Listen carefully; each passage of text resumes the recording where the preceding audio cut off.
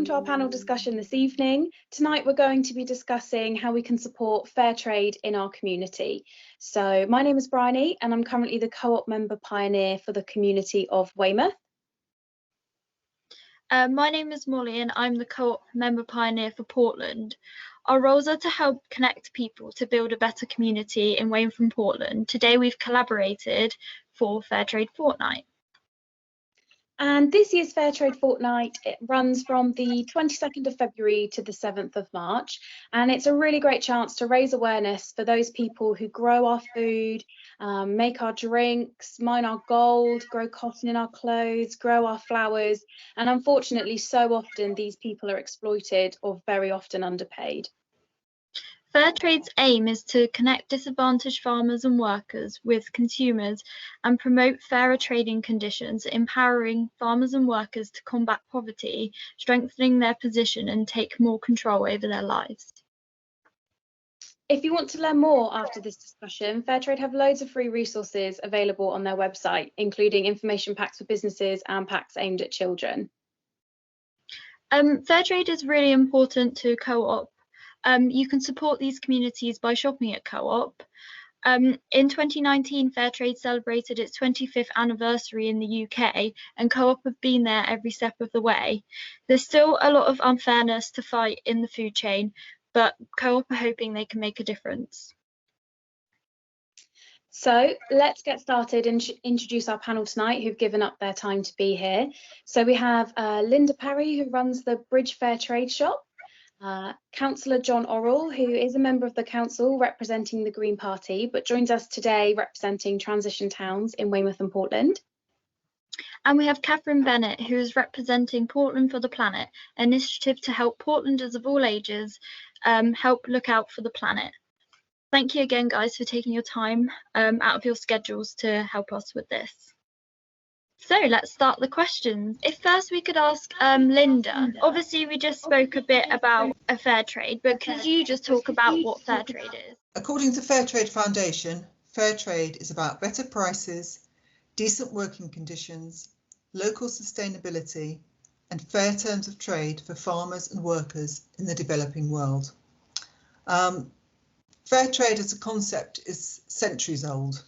But it only began to be formalised in the 1960s with the idea of trade, not aid. It began with handicrafts, but by the end of the 80s, it included coffee and a lot of agricultural products, which is what we're now most familiar with because that's what we see in our supermarkets, and those are the products that carry the flow, the fair trade mark. So there are 10 principles of fair trade, and if a farmer wants to be part of the fair trade market, he has to apply those 10 principles, is then independently certified and can be registered as a fair trade farmer. He can then sell his goods on the fair trade market, which means he will receive a sustainable amount for his products, which is what's so important. And the other win-win situation is that customers, consumers, they see the fair trade mark on something, they know that it's been produced following the fair trade principles. The other big bonus with fair trade is the fair trade premium. Farmers, really small farmers, often get together in their community to form a cooperative. And when their goods are sold, that comes with the benefit of a premium that goes to the community, and they can decide how to spend that. So they can improve health facilities, schools, or even more importantly now, they're using it for training or to buy equipment so that they can diversify to cope with climate change. Often their crops are devastated, so they need to act and change to cope with the changing conditions. I think that's probably quite a lot. Is that enough to tell you about fair trade? Yeah, that's brilliant. Thank you. All of those points are really important, and I think that they really hit home for us all. With that in mind, how do you think that we, Weymouth and Portland, can get involved and make sure that we support fair trade? Buy more Fairtrade products. That's the simple answer.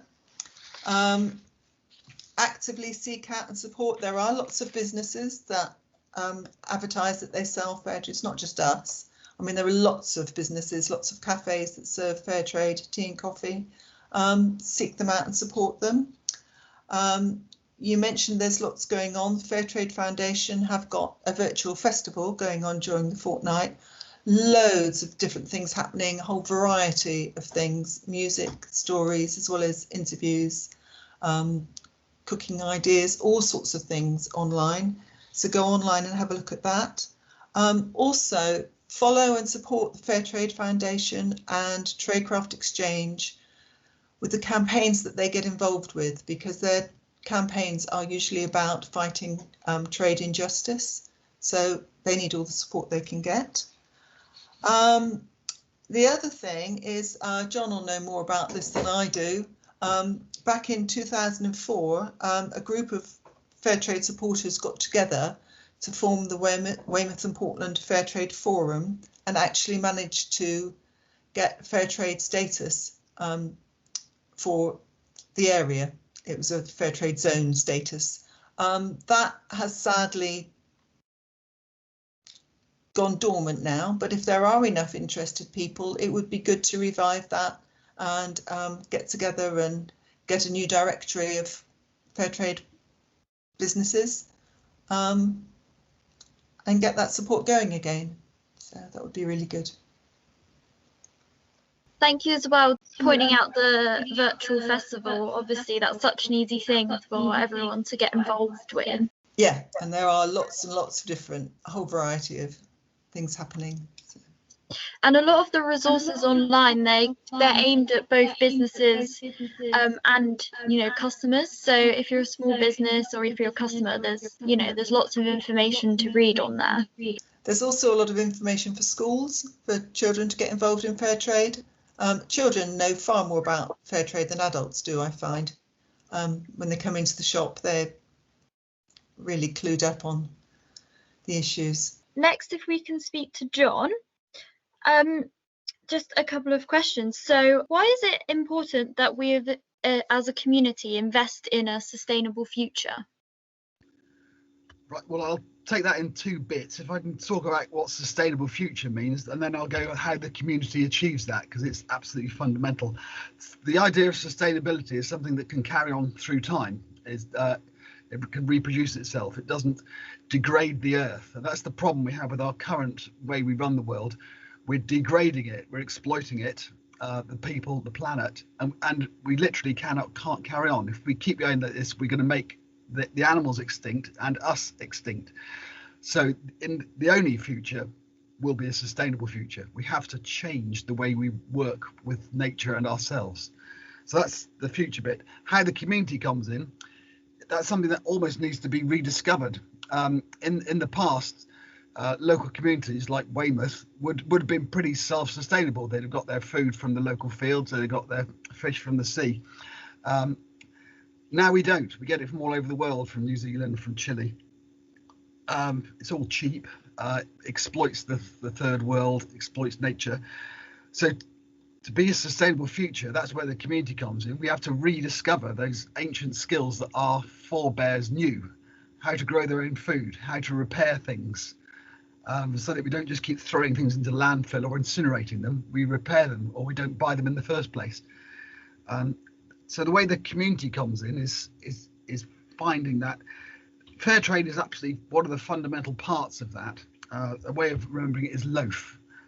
Local, buying local, organic, animal friendly, and fair trade. And that's where the fair trade bit comes in, because you can't grow coffee in Dorset. However, lots of other things we can as a community, and the Transition Town movement I'm in is trying to look at how do we rediscover that, principally growing food, but other areas have looked at local money systems. And we're seeing a bit how important that is. We've had a few shockwaves in the last year with things like the coronavirus showing us that we really ought to make our own PPE, and Brexit has shown the people in Northern Ireland that they can't depend on long food chains. So these are little foreshocks of what's coming. So we know the world is going to be, we cannot carry on like this, so we have to change, and the way to change it is, one of the changes is the fair trade along with all the others. Thank you so much. I think you're really right. I think that the position that we all find ourselves in over the past year or so now is a really sobering reminder that, you know, not only, as Linda said before, that there are people all around the world that are really exploited by kind of Western greed and consumerism and things like that, but it is also now that it comes to the point that, you know, we need to really understand where everything comes from. I mean, what I was going to ask you next is why fair trade is important to a sustainable future, but I think you've answered that really well, unless you have a few more points that you'd like to bring up. I'll do just a quick one. You can edit it out if it's rubbish. No, I'm sure it's gold. So yeah, where fair trade fits in, it's kind of the bottom. When people talk about the bottom line at the moment, what they mean is money, as if the only important thing is this, and getting more of it the next month and more the next, as if we worship this only. But the way we should look at it is a triple bottom line: money, yes, but also people and planet. 3 important. The old Creve saying, only when the last tree has died, the last river has been poisoned, and the last fish has caught, we realise we cannot eat money. And that's where the fair trade bit comes in, because by buying fair trade, we're looking after those other 2. We're looking after the people because we're paying them a fair wage, and we're looking after the planet by not over exploiting it. So that's where fair trade fits in. We really wanted to kind of build those links between, you know, what a sustainable future is and fair trade. So that was really great. Thank you. Welcome. And so the theme for fair trade this year is actually choose the world you want. So this is obviously with an emphasis on climate change and the climate emergency. So Catherine, if I can ask you the next question. Linda mentioned earlier the area used to be kind of a fair trade area, but I was just wondering, how does fair trade fit in into Portland for the Planet's kind of plans for the future? Well, I was going to pick up on Linda and say I think it'd be great to try and get a directory going again and really push. When you've got forums like Portland for the Planet, you've got access to a lot of people through Facebook, and a lot of people need just sometimes a bit of a nudge or a reminder. And I think that something like that would work really well. If you get a directory up and running again, that could be put out on Portland for the Planet and lots of the other groups that I'm sure in Weymouth, and it would mean it would focus people onto what they could actually do locally. I think you look at shops like Southwest Coastal Refills and how well supported that's been locally, both in Weymouth and in Portland. And I think there's a real desire and need for people to have these things. We've also got Be Local, which is a little shop in Portland as well that's recently opened, which is, at the moment it feels like it's trying to be a bit of everything to everybody, but I think they're being very successful on their refills and the meat, milk refills and everyday food. And I think that they may settle down into more that kind of thing, because that's what's proving necessary. Ultimately, people will always buy food whatever is going on in the world, and it will always be something that you will survive if you can provide, or whether you're producing or whether you're selling the food. So I think that still shows sort of what's happening in that kind of local scale for that. When it comes to Portland for the Planet, we're trying to do specific things. We're trying to make an area which is actually quite poor, and that's one thing I wanted to pull up, is that sometimes fair trade, it gets associated with poverty, but maybe more in other countries than it does here. And I think especially Fortune's Well area of Portland and some other parts of Portland can really bring that into sort of sharp focus. But I remember as a teenager and going to Oxfams and thinking that I loved all the fair trade stuff because it looked good, had lovely, lovely packaging. It always felt like you were doing something very positive buying it, but it also looked good and felt a bit sort of slightly posh.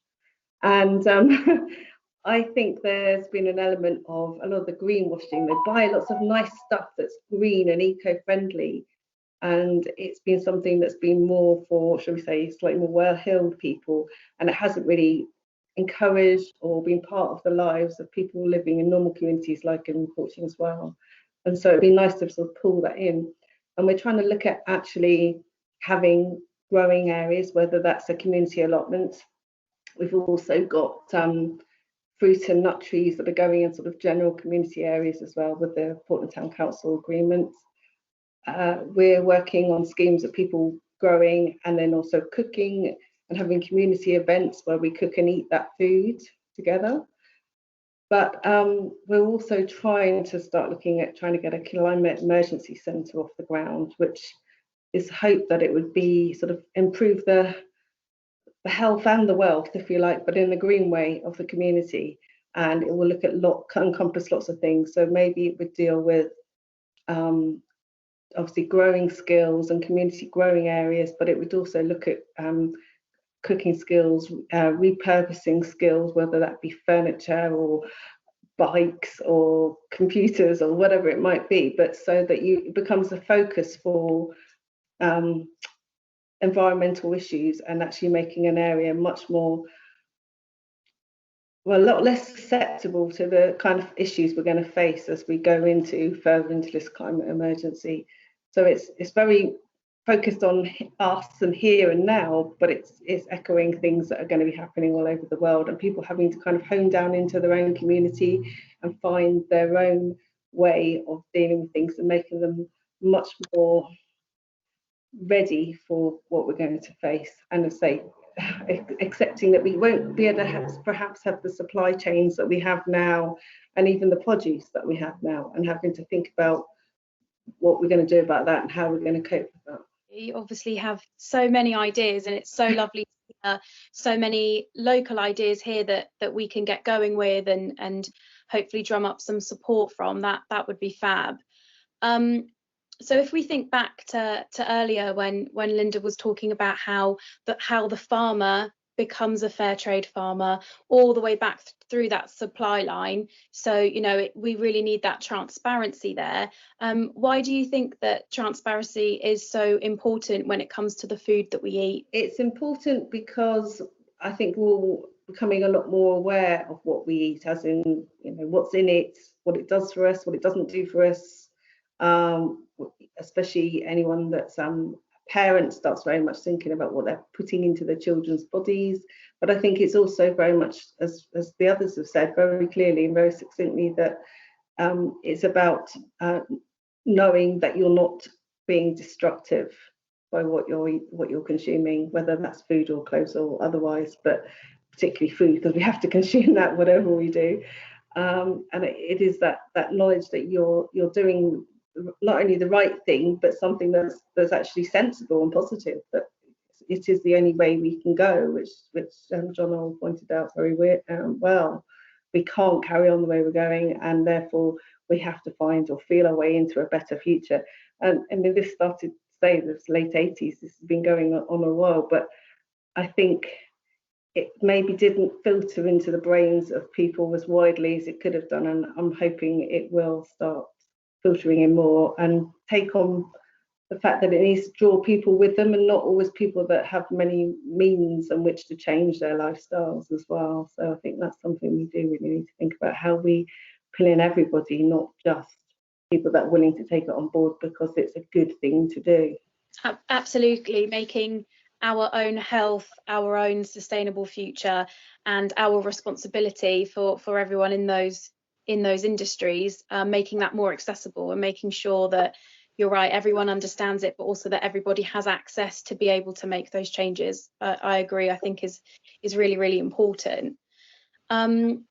So I think now, I've certainly learned so much already, but I guess now is the opportunity that if there were any kind of cross questions from anything that was brought up, if anyone would like to speak to any other members of the panel that have joined tonight, or have any questions from anything anyone said, now would be a really great time to ask. I wouldn't mind asking, well, John and Linda, it goes with you. What else would you think groups like Portland for the Planet, which basically is just normal people trying to do something that they think might be helping, what could we do you think, to make us more readied for what's coming, to be truly more sustainable, to be more fair in our exploits on, especially to do with production of food and but other aspects as well on Portland. There's so much to do. It's great what you are doing with the allotments and planting fruit trees. That's a really good. We're doing something similar. We've put about 5 orchards in Weymouth over the last decade. There's so many angles we can take it on. Yeah, practical action, trying to draw people into food production. One thing we did at the beginning, we haven't done so much recently, is kind of education. We did about 10 years ago run a load of films, which was nowadays, I suppose, with modern social media, we don't have to do films in central locations. We could try and run it online like we are now. It's trying to get more people aware and woken up to the state we're in. Going off on a slight tangent, the idea of the directory, what Linda was mentioning, that might be another way of pulling it in. Get the fair trade angle, but there's also the local producers angle. In the town council, we're thinking of trying to resurrect that kind of idea of a local organic and so people can support local traders, but that should include fair traders as well. So that's another way we could progress. I had an idea that with the climate emergency centre, and where obviously if you need funding to start with, but at some point it's got to start sort of supporting itself. It's got to be able to run. And one of the ideas I had that you could have people pay for certain courses, whether that's beekeeping, certain food production, or permaculture, upholstery, those sort of ideas are sort of being able to have a skill and skill up in certain areas.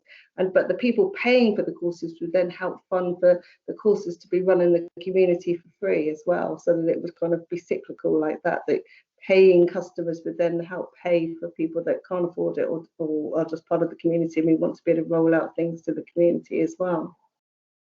I don't know what you think about that. Yeah, I think that's a really interesting idea, like you said before.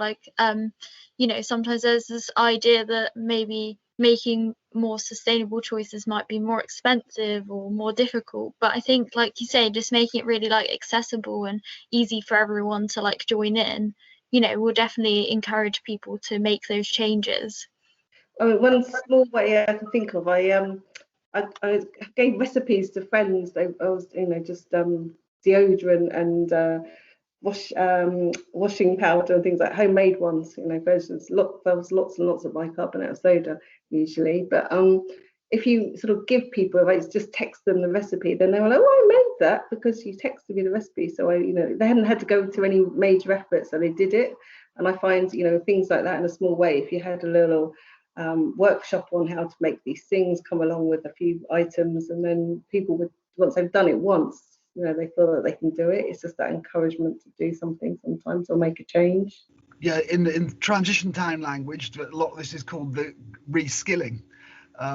We've had about 2 generations where we've lost all these skills that were passed on for hundreds of years. Yeah, we're very skilled at IT and using phones, but it's being able to produce your own, plant your own flax, make your own clothes, alter your clothes, repair your roof. All these kind of skills that people would, they still exist, and we need to rediscover them. So some central place where we can run courses is a great idea. Can I just go back to the transparency issue? Tradecraft, who obviously are a major fair trade supplier, have started putting on their coffee a breakdown of what the cost is all about and how much goes to each stage. And I think people need to be aware of that. A pound goes so much further in developing countries. And when you realise how little the producers are getting, and if you doubled what you were giving to them, it would hardly make a difference to our purses. And it wouldn't transform their lives. And I think people need to be aware of that. They just don't realise. Thank you, Linda. absolutely. That's I think great. Around really nicely back to what everyone's been saying just in this little discussion, how education is kind of the key, whether it's reskilling, whether it's how, you know, as Catherine said, actually how to make your own bits, which we're putting under reskilling, or even just the little changes, how little it can affect us if we're able, but how much that those repercussions can be felt further down the line. So hopefully something like this is a good way. How Molly and I came to have this idea for Fairtrade Fortnight is that we completely agreed. I can remember in school, I went to school locally, and I can remember loving Fairtrade Fortnight. I can remember people coming in and there being assemblies and there being bananas and chocolate, and it was so fun, and I knew so much, and I was full of excitement running home to tell my parents. But you're right, kind of after you leave school, it's not mentioned as much. There's the odd advert on the telly, or if you read around those areas or walk in those circles, it comes up. But I think for a lot of people, you're right, it isn't a case of not caring, not at all. It's a case of not fully understanding just how much those little changes can really make a difference, or by not doing it, what the repercussions are. So yeah, I completely agree. I think you've all said it brilliantly. Education is the key. I think like reconnecting people with how the things and the stuff that they have is made and comes from is really important, and really helps, you know, kind of people to make those differences when they understand exactly the path or the farm, or that their food or the things they have come from. I think it, you know, that definitely really helps in, like Bryony says, the education. I saw an interesting post that the Fairtrade Foundation put out for Valentine's Day, was 5 good reasons why you should buy Fairtrade roses. And you really don't think about it, but what the first thing they were saying was actually the carbon footprint for buying roses from Kenya is less than from buying them from the Netherlands, because they grow in the natural climate. So even with the shipping costs, it is still better to import them. And what they're doing with water there, it's far more sustainable in the land, and they're helping wildlife in the way that they recycle the water when they're growing their flowers. And it's not instinctive. You would think, oh no, got to get them from closer to hand, Europe. But it's not true.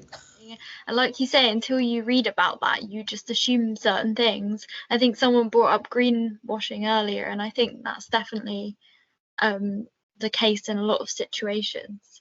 I think it's quite interesting, like just fair trade, you know, it's connected to so many of the different issues and problems and things you can kind of get involved with in the community. Like I think definitely, you know, I've definitely thought of a few things already that you could kind of do in your community, and I really hope that I'm sure Bryony feels the same, and I hope that people listening will definitely kind of, you know, think about it, have a read themselves, or maybe do something themselves. I think the idea about where it comes from and what's the best choice sustainably and is actually really interesting. It's really complicated. I remember I was sort of, you know, reinvigorating my need to do something after sort of being very much a geography A-level student who was really into it, and through into my sort of 20s and 30s, and I just kind of got children and just got worn out and didn't really think about things too much, and I'm just reinvigorating myself. And one of the things I was looking at was what was the best toilet roll to buy, and it's actually really complicated. Where is it bamboo, but then you've got to transport that, or is it something that's grown here sustainably, but then it is still trees being chopped down, but then they're being replanted. And it was just really, it was a minefield. And it's not just, it's then you could take that for every product you think of. But toilet roll was a good example. And it was it's something that I think, you know, fair trade and more education, and back to that would really help people making good decisions without it being a nightmare. Trying to just, I mean, I just remember going on forums and getting all this information, and they all seem to contradict each other, and I just had to sort of, you know, think, oh, I'm just going to make a decision. I've got to make my mind up and buy whichever one I think. So I do think sometimes a bit of a help with navigating the minefield of what is actually the most sustainable option would be really good idea as well. And more information that Linda was talking about would be really helpful. Brilliant. Well, I think we've covered everything really well. I just want to take the opportunity to thank you so much for giving up your time as well to come and talk to us. I really think that it's clear to see how passionate you all are about each of your experiences and knowledge base there. And I've certainly learned a lot, and I've worked in these industries for years. So I think it would be great to get this out, and I think people will learn a lot. And there's a lot of take-home messages and a lot of ways to move forward there. Certainly to look at the registry of different groups, to look at growing our own things, to look at reskilling, all of those kind of things. And if those things are kind of out of the reach of people, we've mentioned lots of times that there are activities on the Fairtrade website geared at all different groups and levels. So there are really accessible ways to access this and move forward if anyone wants more information. Yeah, I think it's been really great to hear like the different viewpoints from everyone, and like Bryony said, there's definitely a lot to take away.